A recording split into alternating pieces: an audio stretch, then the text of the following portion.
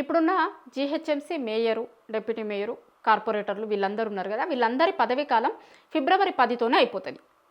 ఫిబ్రవరి 10తోనే అయిపోతుంది. ఇంకా మళ్ళీ ఎన్నికలు జరిగిన తర్వాత మళ్ళీ ఎవరు మేయర్ అవుతారు, ఎవరు డిప్యూటీ మేయర్ అవుతారు, ఎవరు కార్పొరేటర్లు అవుతారు అనేది చూడాలి. అయితే 10వ తారీఖుతోని ఇది అయిపోతాయి అనుకుంటే అందరు ఏమనుకుంటారు, 10వ తారీఖు అయిపోతే ఇక నోటిఫికేషన్ ఇస్తారు, మళ్ళీ ఎన్నికలు జరుగుతాయి తొందరలోనే అనుకుంటారు కదా.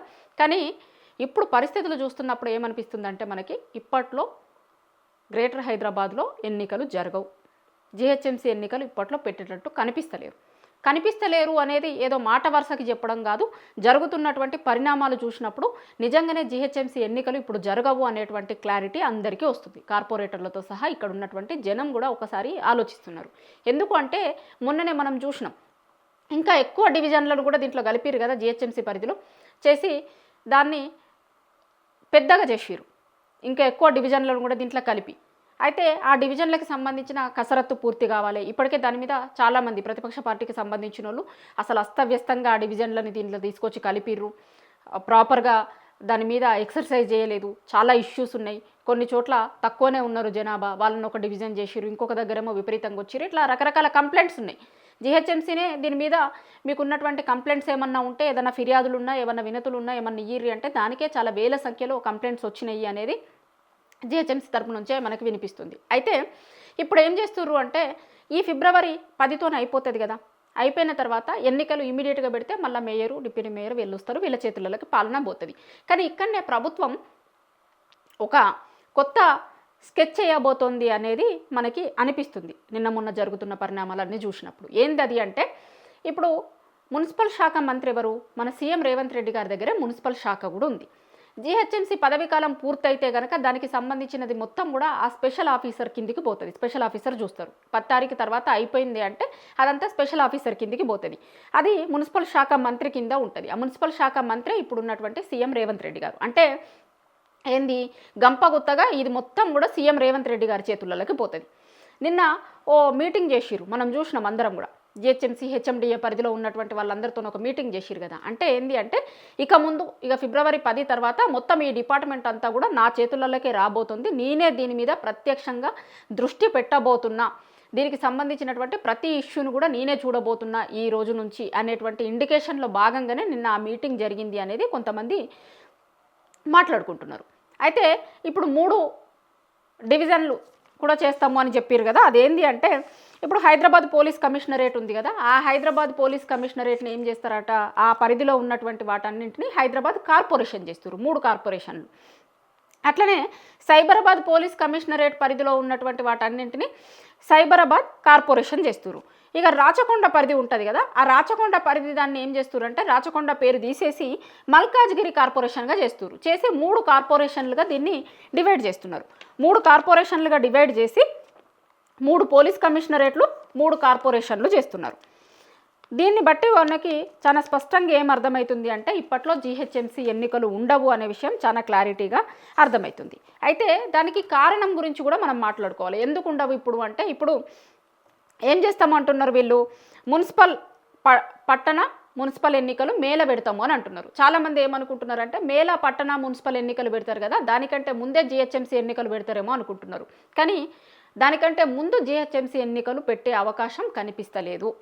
మే తర్వాతనే జీహెచ్ఎంసీ ఎన్నికలు పెట్టే అవకాశం కనిపిస్తుంది. అంటే 6 నెలల తర్వాత, ఇప్పుడు వీళ్ళ గడువు ముగిసిన తర్వాత 6 నెలల తర్వాత మున్సిపల్ ఎన్నికల తర్వాతే జీహెచ్ఎంసీ ఎన్నికలు జరిగేటట్టు మనకి కనిపిస్తుంది. అయితే ఈ 6 నెలలు ఏం చేస్తారు అంటే, ఈ 6 నెలల్లోనే ప్రభుత్వం ఏం చెయ్యాలనుకుంటుంది, ఇప్పుడు జీహెచ్ఎంసీ ఎన్నికలలో ఎక్కువ సీట్లను గెలవడం కోసమని ఏమేం చేస్తే బాగుంటుంది. ఎందుకంటే మున్సిపల్ శాఖ మంత్రి కూడా సీఎం గారే కదా, రేపు పొద్దున కాంగ్రెస్ పార్టీ కనుక తక్కువ సీట్లు గెలుచుకుందనుకో ఖచ్చితంగా అది సీఎం రేవంత్ రెడ్డి మీదే పడుతుంది. ఆయన శాఖ, ఆ మంత్రిగా ఉన్నటువంటి శాఖకి సంబంధించిన ఎన్నికలు.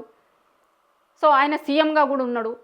ఆయన సీఎం అయిన తర్వాత ఆ శాఖకి సంబంధించి పైగా ఈ కార్పొరేషన్లని, డివిజన్లని, అదని ఇదని కలుగా పులగం చేసి ఇష్టం వచ్చినట్టు కాంగ్రెస్ పార్టీకి అనుకూలంగా మార్చుకున్నారు.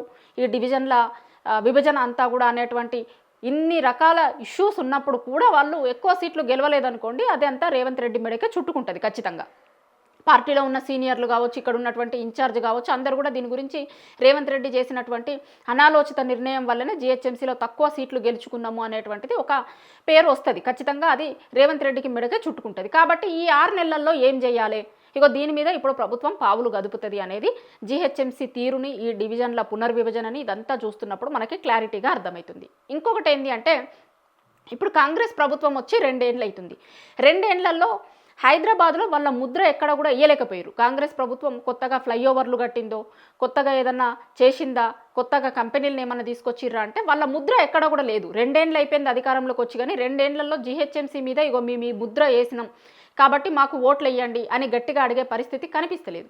దాంతోపాటు హైదరాబాద్లో హైడ్రా సృష్టించినటువంటి విధ్వంసం, ఈ హైడ్రా విధ్వంసం అంతా కూడా ఇప్పుడు జీహెచ్ఎంసీ ఎన్నికలలో ఓట్లు వేసేటువంటి వాళ్ళ పరిధిలో ఉన్నది.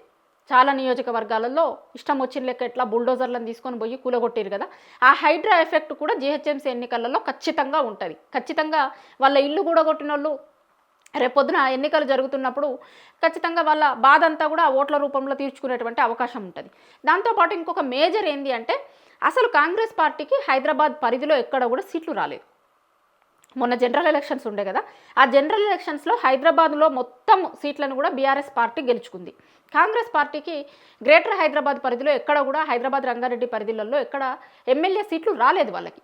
ఇప్పుడు ఎమ్మెల్యేలు ఉన్నారనుకోండి, ఆ ఎమ్మెల్యేల దగ్గర జరుగుతున్నటువంటి ఎన్నికలకి బాధ్యతలు ఆ ఎమ్మెల్యేలు తీసుకుంటూ కార్పొరేషన్లు గెలిపించేటువంటి బాధ్యత ఇవన్నీ కూడా తీసుకునే అవకాశం ఉంటుంది. కానీ మొన్న జరిగిన ఎన్నికలలో జీహెచ్ఎంసీ పరిధిలో ఎక్కడ కూడా కాంగ్రెస్ పార్టీకి సీట్లు రాలే.